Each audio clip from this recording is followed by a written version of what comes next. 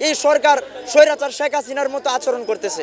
স্বৈরাচার শেখ হাসিনা যা করতো এখন তা হইতেছে। যদি এভাবে চলতে থাকেন তাহলে কিন্তু আপনার পক্ষে আমরা থাকবো না, আপনাদের বিরুদ্ধে কথা বলবো। স্বৈরাচার শেখ হাসিনা 17 বছর পর্যন্ত বিডিআরকে শেষ করে দেওয়ার যে চক্রান্ত করেছে সেই চক্রান্ত এখনো অব্যাহত আছে। ডক্টর ইউনূস সাহেব অবশ্যই তার প্রয়োজন ছিল যে সমস্ত বিডিআররা চাকরিচ্যুত হয়েছে তাদেরকে চাকরিতে ফিরিয়ে নেওয়া, কিন্তু ডক্টর ইউনূস সাহেব এই সমস্ত কাজ কোনো কিছু করেন নাই।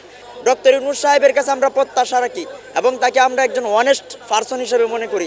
সে অনুযায়ী আপনার বিভিন্ন পর্যায়ের যারা দেশপ্রেমিক মানুষ বিভিন্ন দাবি নিয়ে রাজপথে নেমে আসে, কেন তারা রাজপথে নেমে আসবে? আজ কেন শাহবাগের মধ্যে বিডিআরদের অবরুদ্ধ করতে হয়? কেন শাহবাগকে অবরুদ্ধ করতে হয় বিডিআরদের? তাদের চাকরি চলে গেছে, তাদেরকে চাকরিতে ফিরিয়ে আনেন, এটা তো তাদের দাবি। আমরা যদি আপনাদের কাছে এই সমস্ত যৌক্তিক দাবি আদায় করার ফলে সেই দাবি যদি পূর্ণ না হয় তাহলে আমরা কার কাছে দাবি চাইব? আমরা তো দেখতে পাই এই সরকার স্বৈরাচার শেখ হাসিনার মতো আচরণ করতেছে। স্বৈরাচার শেখ হাসিনা যা করতো এখন তা হইতেছে। যত প্রকার যৌক্তিক দাবি আছে আপনি পূর্ণ করে নেন। দাবি করার ফলে আপনারা সেই দাবিগুলো কোনো পাত্তাই দেন না, কোনো গুরুত্ব দেন না। এটা কেন? ডক্টর ইউনূস সাহেব, আপনি একজন ভালো মানুষ, আপনাকে আমরা অনেক শ্রদ্ধা করি, কিন্তু যদি এভাবে চলতে থাকেন তাহলে কিন্তু আপনার পক্ষে আমরা থাকবো না, আপনাদের বিরুদ্ধে কথা বলবো।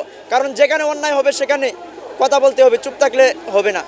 আমরা দেখতে পাই আপনার আশেপাশে কিছু লোক আছে যারা এখনো আওয়ামী লীগের পক্ষে কথা বলে, আওয়ামী লীগের মতো ব্যবহার আচরণ করতেছে। অতি শীঘ্রই এই বিডিআরদেরকে আপনার চাকরি দিতে হবে। আরেকটি কথা হলো, পিলখানায় যে হত্যাকাণ্ড হয়েছে সেটার বিচার করতে হবে।